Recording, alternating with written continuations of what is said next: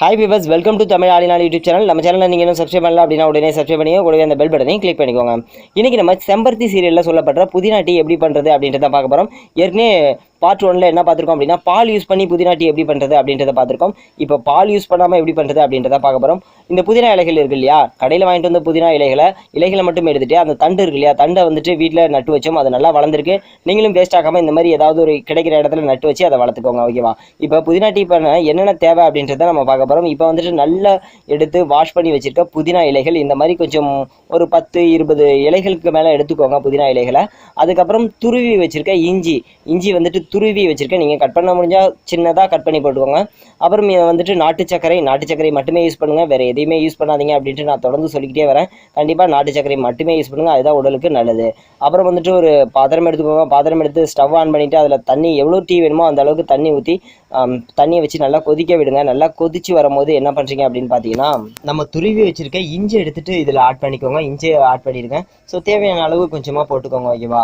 So உங்களுக்கு எவ்வளோ தேவையோ அவ்வளோ அந்த அளவுக்கு யூஸ் பண்ணிக்கோங்க. இஞ்சி யூஸ் பண்ணி லைட்டாக மிக்ஸ் பண்ணி விடுங்க. அதுக்கப்புறம் பார்த்தீங்க அப்படின்னா நல்லா கொதிக்கும் இல்லையா, அப்போ வந்துட்டு புதினா இலைகள் நம்ம எடுத்து வாஷ் பண்ணி வச்சிருக்க புதினா இலைகளை போட்டுக்கலாம்.